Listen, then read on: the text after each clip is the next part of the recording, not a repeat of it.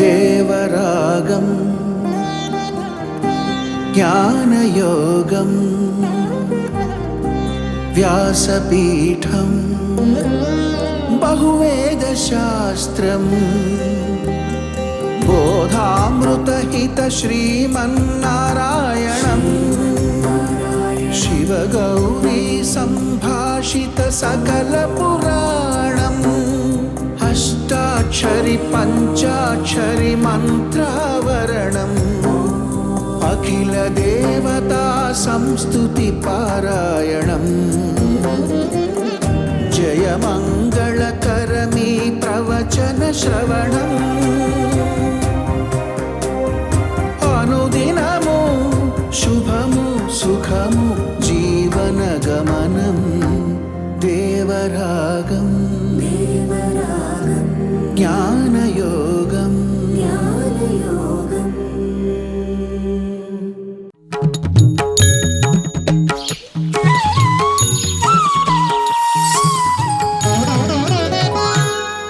ఆపదామపహర్తారం దాతారం సర్వసంపదాం లోకాభిరామం శ్రీరామం భూయో భూయో నమామ్యహం.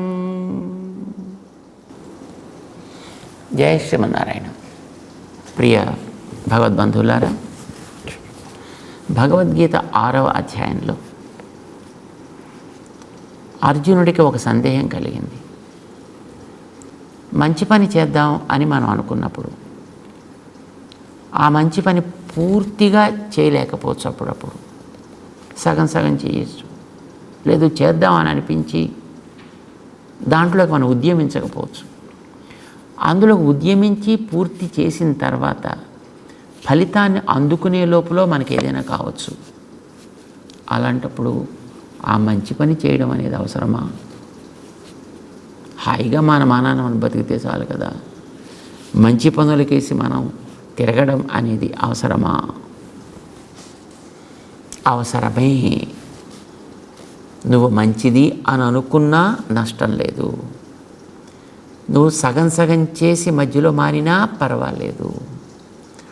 పూర్తి చేసిన తర్వాత ఫలితం పొందే లోపల ఏమైనా ఉపద్రవం వచ్చినా పర్వాలేదు. చేసినది మంచి పని ఎప్పుడూ వ్యర్థము కాదు. కనుక మంచి పనులు చేయడంలో ఎప్పుడు వెనకాడవద్దు. ఇది కృష్ణుడు అర్జునుడికి ఉపదేశం చేస్తున్నాడు. సాధారణంగా మన దృష్టిలో మంచి పనులు అంటే ఏదో వీడికి ఉపకారం చేయడం, వాడికి ఉపకారం చేయడం, ఇవి మన దృష్టిలో మంచి పనులు. తనకి తాను ఉపకారం చేసుకోవడం అన్నిటికంటే మంచి పని. తనకి తాను ఉపకారం చేసుకోవడం అంటే నేనెవడిని అనేది తెలుసుకోగలిగితే అంతకంటే గొప్పది మరొకటి అవసరం లేదు. ఏదా స్వార్థం కదండి, అది స్వార్థంలాగా కనిపిస్తుంది, కానీ అదే అవసరము. ఏమిటి అది? తనని తాను తెలుసుకోవడం అనంటే తాను దేహం కాదు, దేహం కంటే వేరుగా దేహము లోపల ఉండేటటువంటి జీవ విశేషం. ఈ జీవుడు అనేవాడు భగవంతుడి యొక్క ఆధీనంలో ఉండేవాడు. దేహం కూడా భగవంతుడు ఆధీనంలోనే ఉండేది. నా దేహం, దేహం కలిగిన నేను, ఇవి రెండూ భగవంతుడికి చెందిన వస్తువులు. అయితే ఇవి రెండూ భగవంతుడి యొక్క దివ్యమంగళ విగ్రహంలో ఒక భాగము. నా గురించి తెలియడం అంటే అదే కదా. నేను భగవంతుడి యొక్క దేహంలో ఒక చిన్ని భాగము. ఏ దేహంలో నేను ఒక భాగమో ఆ దేహంలో ఇంకా ఎన్నో భాగాలు ఉన్నాయి. కనుక నేను అన్ని భాగములతోటి కలిసి ఉండాలి. అన్ని భాగముల యొక్క బాగు కోసం నేను ప్రయత్నం చేయాలి. ఏ భాగానికి కష్టం కలిగినా నేను స్పందిస్తా, ఏ భాగానికి సుఖం కలిగినా నేను ఆనందిస్తా. ఇది నిజమైన తనని గురించిన జ్ఞానం కలగడం అంటే. నా గురించినటువంటి జ్ఞానం ఆత్మజ్ఞానం అనంటే నేను జీవుణ్ణి లేక నేను జ్ఞానం కలవాణ్ణి అని తెలిస్తే పూర్తి తెలివి కాదు. నేను అనేదాన్ని అంటే ఆత్మని గురించి తెలియడం అని అంటే ఈ ఆత్మ ఎవరు, ఎవరికి చెందినది, ఎలా పనిచేస్తుంది, దేంతో కలిసి ఉంటుంది, తను చేసే ప్రతి ప్రవృత్తి దేనికి చెందుతుంది, ఇదంతా తెలిస్తేనే ఆత్మ గురించి తెలియడం అంటే. అంతేకాని నేను శుద్ధ బుద్ధ స్వరూపము అని తెలిస్తే అది తెలివి అని అనరు. ఇప్పుడు ఒక పిల్లవాడు ఒక కుటుంబంలో తన గురించి తాను తెలుసుకోవడం అంటే ఏమిటండి?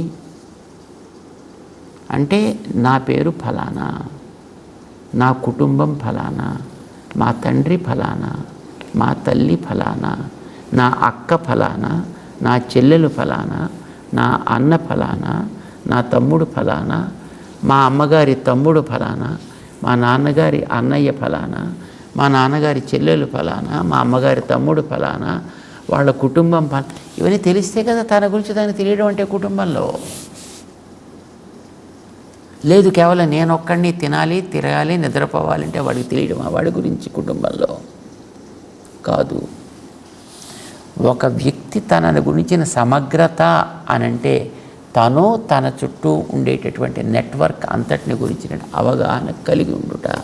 సో ఆల్సో ఒక జీవుడికి కూడా తన గురించినటువంటి జ్ఞానం పరిపూర్ణంగా కలగడం అనంటే నేను స్వతంత్రుణ్ణి కాను, నేను భగవంతుడి ఆధీనమైన వాడిని, భగవంతుడు నడిపిస్తే నడిచేవాడిని, భగవంతుడు ఇస్తే దేహంలో ఉన్నవాడిని, ఈ దేహాన్ని ఒక పర్పస్ కోసం ఇచ్చాడు, ఈ కలిగినటువంటి దేహాన్ని నన్ను నడిపే వాడి యొక్క సంబంధం కలిగినదే ఈ ప్రపంచం అంతా.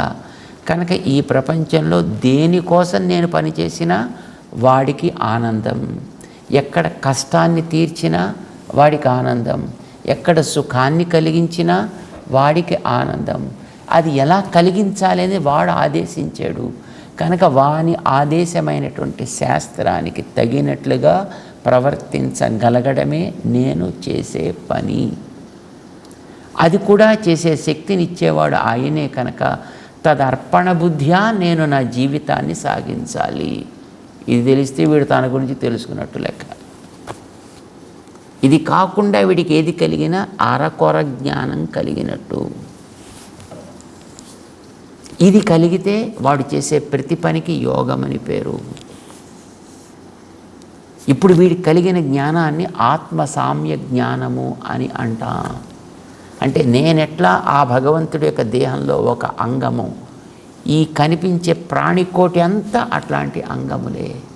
కనుక ఏ అంగము మరొక అంగాన్ని హింసించే ప్రయత్నం చేయదు. No terrorism will be there, ఉండదు. ఎక్కడైనా ఒకటి అట్లాంటి వాడు ఉపద్రవకారకుడైతే వాడిని అణిచి పారవేసి మిగతా దాన్ని సుఖంగా ఉంచాలి. దేహంలో ఎక్కడైనా ఒక భాగానికి యాప్సెస్ కలిగితే ఏం చేస్తారు? దాన్ని తీసి మిగతా దేహాన్నంతటిని సురక్షితంగా అట్టపెట్టడం మనకి తెలుసును కదా. అలానే ఈ దేహంతో నేను చేయాల్సిన పని ఇలాంటిది. ఏమవుతుంది దానివల్ల?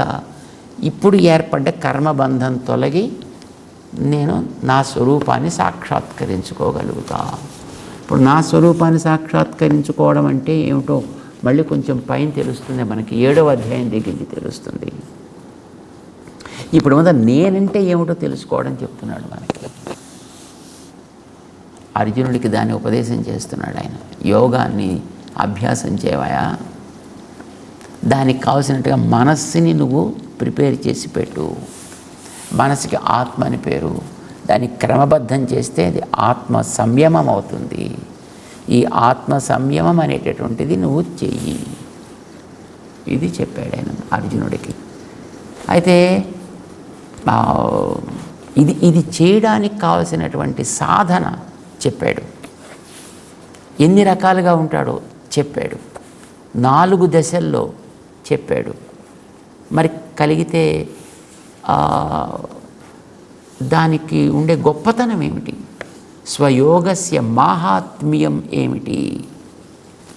ఇది చెప్తున్నాడు భగవంతుడు 6వ అధ్యాయంలో చివరికి వచ్చిన తర్వాత 40వ శ్లోకం దగ్గర నుంచి అర్జునుడు వేసిన ప్రశ్నకి సమాధానం చెప్తూ. అర్జునుడు వేసిన ప్రశ్న ఏంటి? అంటే కృష్ణ, మనసుని కంట్రోల్ చేయడం చాలా కష్టమయ్యా. నువ్వు చెప్పినట్లుగా యోగం చేయడం అనేటువంటిది కూడా నాకు అంతగా సులభం అని అనిపించట్లేదు. ఎందుకంటే ఇది ఆరంభం చేస్తాను, చేసిన తర్వాత మధ్యలో ఎక్కడో జారిపోయాను అనుకో, ఆరంభం చేసి సగం దాకా వెళ్ళాక జారిపోయాను అనుకో, ఆరంభం చేసింది పూర్తి చేసి ఫలితం అందుకోకుండా జారిపోయాను అనుకో, దేహంలోంచి పోయాను అనుకో, చేసినంత వ్యర్థమైపోదా? ఇది ప్రశ్న వేశాడు ఆయన. దానికి సమాధానం చెప్తున్నాడు శ్రీకృష్ణుడు. కాదు, మంచి పని అనేది ఎంతెంత చేస్తే అంతంతే ఫలితం ఇస్తుంది. నహి కళ్యాణకృత్ కశ్చిత్ దుర్గతిం తాత గచ్చతి.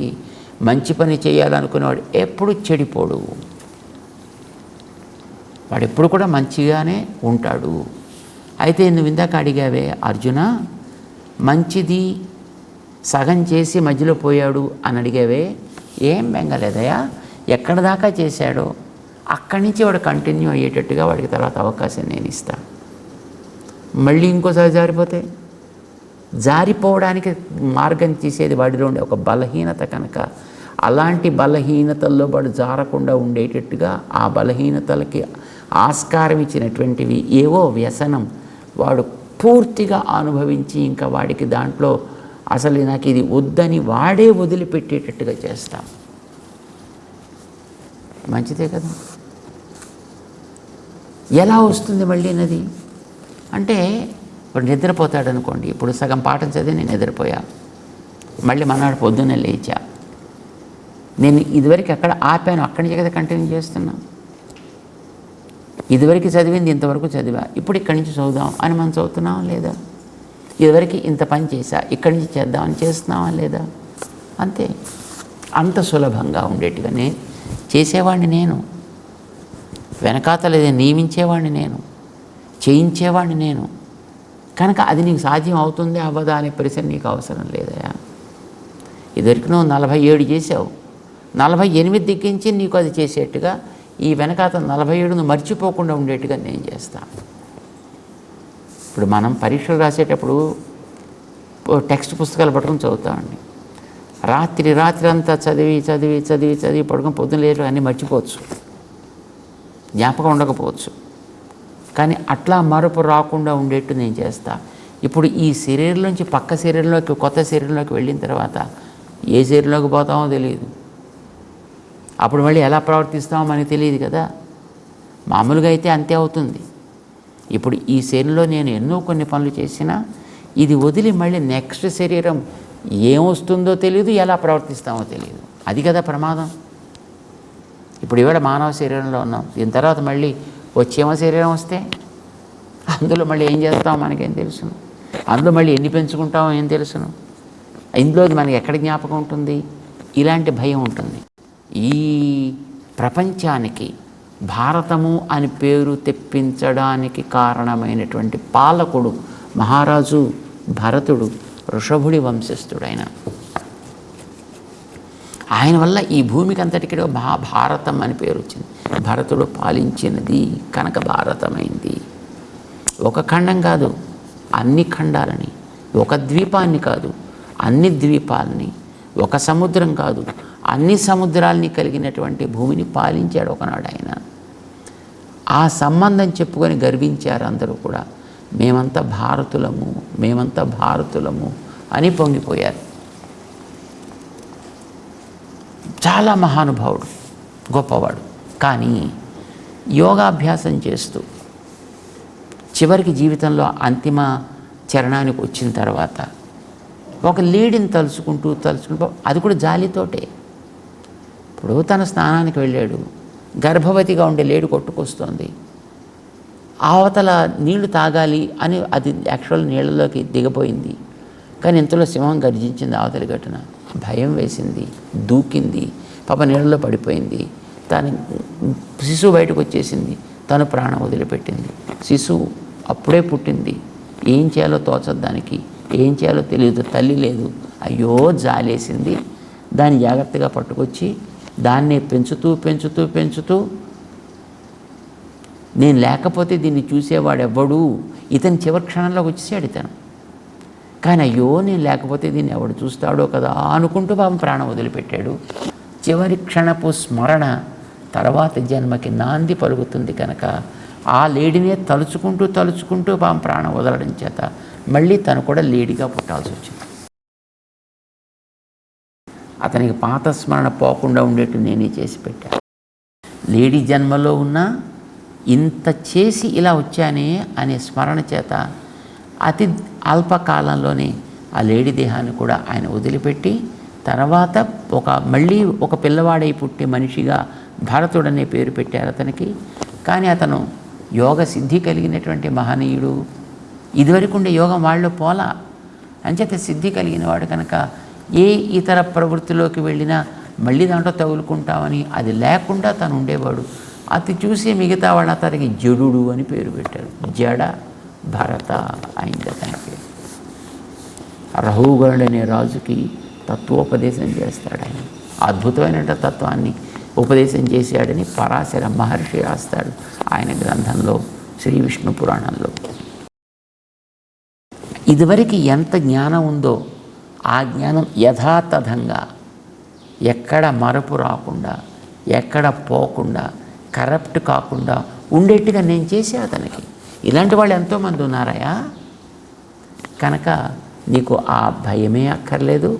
ఇదివరకు ఎక్కడైతే ఉందో పూర్వాభ్యాసేన తేనేవ హ్రియతే హి అవశోపి సహా, చేసింది ఎప్పుడు కూడా వ్యర్థం కాదు. కనుక సగంలో భ్రష్టుడైతే భ్రష్టుడు కావడానికి దారి తీసిన వాటి యందు వాడికి ఆశ తీరేంతవరకు అనుభవింపచేసి ఇంకొకసారి అట్లాంటి వాటిలో జారణ అవసరం లేకుండా చేసి అప్పుడు ఎక్కడ ఆగిందో అక్కడి నుంచి కంటిన్యూ అయ్యేటట్టు నేను చేయిస్తాను అని ఒక సాధన చెప్పాడు. అలా వచ్చిన తర్వాత వాడేం చేశాడు, తత్ర తం బుద్ధి సంయోగం లభతే పౌర్వదైహికం. ఇదివరకు దేహంలో ఉండేటప్పుడు ఏం చేశాడు అది వీడికి మరపు రాకుండా అది ఎక్కడ దాకా సాగిందో ఆ తర్వాత నుంచి బుద్ధి సంయోగం లభతే, దాంట్లో ఆ కనెక్టివిటీ పోకుండా ఉండేట్టు నేను చేస్తా వాడికి. ఇంకా వాడికి బెంగే ఉంది. యత తేజ తతో భూయ సంసిద్ధవు. తిరిగి వాడు ఇదివరకు ఎక్కడ ఆపాడో అక్కడి నుంచే కంటిన్యూ చేస్తాడు. అంచేత ఇంకా వాడికి ఏమీ ఇబ్బంది అయితే వాడికి రాదు. ఇంకా నువ్వు ఇందాక ఇంకోటి అడిగావే, 99 దాకా చేశాడు, ఇంకా ఫలితం చేతికి వచ్చేసేది, ఇంతలో అయిందన్నావు కదా. సో అలాంటి వాడికి కూడా అది పక్వమైనటువంటి కుటుంబంలో పుట్టి ఫలితాన్ని అనుభవించగలిగేట్టుగా వాడికి చేస్తాను. ఇదివరకు వాడు అభ్యాసం చేశాడని పూర్వాభ్యాసేన తేనేవహి హ్రియతే అవశః. ఇదివరకు వాడు అక్కడ దాకా అలా వచ్చి ఉంది. చూడండి, కొంతమంది పిల్లల్ని మనం చూసుంటాం. ఆ మధ్యన ఎక్కడో ఒక చోటు చూపించారు, 2 ఏళ్ల పిల్లాడు. వాడు కూర్చుని పెద్ద డ్రమ్ పెట్టుకుని ఇటు అటు 300 మందిని మొత్తం ఆర్కెస్ట్రా పెట్టుకుని వాడు నడిపిస్తున్నాడు. వాడు ఇలా తిప్పుతున్నాడు, కొడుతున్నాడు, ఎక్కడి నుంచి వచ్చింది వాడికి అది? పూర్వాభ్యాసేన తేనేవహి హ్రియతే అవశః. ఇదివరకు ఉంది వాడికి, ఆ దేహం పోయింది, ఈ దేహంలో అది కంటిన్యూ అయ్యేట్టు చేశాను. ఎట్లా? దేహంతో కనెక్టివిటీ కాదు అది. శరీరంలోంచి జీవుడు బయటకు వచ్చేటప్పుడు తనతో పాటు మనస్సుని ఇంద్రియాలని తెచ్చుకుంటాడు. ఈ మనస్సు ఇంద్రియాలతో పాటు గతంలో ఉండే సంస్కారాలన్నీ వాడు తెచ్చుకుంటాడు. వాటిని కంటిన్యూ చేస్తాడు. వాటిని పాడు చేసేట్టుగా శరీరం ఉన్నట్టయితే అవి అణిగి ఈ శరీరంతో ఉండే లక్షణాలే వాడి మీద డామినేట్ చేస్తాయి సామాన్యులమైనటువంటి వ్యక్తులకి, మనలాంటి వాళ్ళకి. కానీ నేను సంకల్పం చేసినప్పుడు ఈ శరీరపు ప్రభావం మళ్ళీ వీడి మీద లేకుండా వీడి యొక్క మానసిక ఐంద్రియమైనటువంటి ప్రభావమే శరీరం మీద పడి అదే వీడి యోగాభ్యాసాన్ని కంటిన్యూ చేసేట్టుగా నేను చేస్తాను. అంచేత నీకు ఏమో చివరికి వచ్చిన తర్వాత చేతికి అందకుండా పోతే వీడికి వేస్ట్ అయిపోతుందేమో, బెంగే అవసరం లేదు నీకు. ఇక నీకు సందేహం వచ్చింది అంటే అది మంచిదని అనిపించింది కానీ చేయలే, అప్పుడు ఏమవుతుంది అని కదా. సో వాడి సంగతి నేను చెప్తున్నాను. వీడు జిజ్ఞాసురపి యోగస్య శబ్ద బ్రహ్మ అతివర్తతే. వాడు జిజ్ఞాసు, అంటే మంచిదని తెలుసుకున్నాడు, చేయబుద్ధి అవ్వలేదు, వాడు చేయలేదు, యోగంలోకి వాడు రాలా, కానీ పోయాడు ఇంతలో. అప్పుడు కూడా వాడికి ఏం నష్టం లేదయ్యా, వాడు యోగం మీద రుచి అంటూ కలిగింది కనుక రుచి కంటిన్యూ చేసే బాడీ వాడికి ఇస్తాను. శబ్ద బ్రహ్మ అతివర్తతే. శబ్ద బ్రహ్మం అంటే ప్రకృతి. తర్వాత అధ్యాయంలో చెప్తారు, మమయోనిర్ మహద్ బ్రహ్మ తస్మిన్ గర్భం దధామి. భగవంతుడు చెప్తున్నాడు, ఈ ప్రాణికోటికంతటికీ కారణమైనటువంటి మహత్ బ్రహ్మ, గొప్పదైనటువంటి ఈ ప్రకృతి అంతా మమ, నాది. దాంట్లోకి జీవుణ్ణి ప్రవేశపెట్టేవాడిని నేనే చెప్పాడు. అంటే ప్రకృతికి బ్రహ్మ అనేటటువంటి వ్యవహారం ఉన్నది. చాలామంది దీనికి రకరకాల అపార్థాలు చెప్పారు. శబ్ద బ్రహ్మ అతివర్తతే, శబ్దం అంటే వేదం, వేదం చెప్పేది బ్రహ్మ అంటే పరమాత్మ, అతివర్తతే బ్రహ్మం దాటిపోతాడు వీడు. వేదాన్ని దాటిపోయి పరమాత్మని దాటిపోయి వీడికి సాధించేది ఏముంటుంది అక్కడ? అసలు పరమాత్మని దాటడం అనేది ఎట్లా సాగుతుంది జీవుడికి? సో అలాంటి అర్థాలు దానికి పొసగవు. శబ్ద బ్రహ్మ, ప్రకృతిలో ఉండేటటువంటి రకరకాలైనటువంటి వికృతులు ఎన్నున్నాయో ఇవన్నీ కూడా శబ్దము వల్లనే తెలుసుకోవడానికి అవకాశం కలుగుతుంది కనుక వీటన్నిటికీ శబ్ద బ్రహ్మ అని పేరు. ప్రకృతికి పేరు శబ్ద బ్రహ్మ. ఈ శబ్ద బ్రహ్మ ఈ ప్రకృతి ప్రభావం వాడి మీద పడకుండా ఉండేటట్టుగా దీన్ని వాడు దాటి తన యోగాభ్యాసాన్ని కొనసాగించగలిగేట్టుగా వాడిని నేను చేస్తా. ఎంత అందంగా చెప్పాడు చూడండి. ఎన్ని రకాలైన ఉండనివ్వండి ఈ ప్రకృతిలో, అది ఒక శబ్దముతో తెలిసేదైతే చాలు. ఈ ప్రకృతిలో ఏదైనా దాని వశం కాకుండా అది వీడి వశమై ఉండేటట్లుగా, తద్వారా వీడి యోగాన్ని వీడు కొనసాగించగలిగేట్టుగా వాడిని నేను తయారు చేస్తానయ్యా. కనుక నీకు ఏ రకమైనటువంటి సంశయం అక్కర్లేదు. హాయిగా నువ్వు ప్రారంభం చేసినటువంటి యోగాభ్యాసాన్ని, ఆత్మ సమదర్శన సాధనాన్ని నువ్వు కొనసాగించవచ్చును. నీకు ఏ రకమైనటువంటి సందేహం అక్కర్లేదు అని చెబుతూ 45వ శ్లోకంలో ప్రయత్నాద్ యతమానస్తు, ఎవడైతే ఇలాంటి మంచి పనిని చేద్దామని అనుకుంటాడో, యోగి సంశుద్ధ కిల్బిష,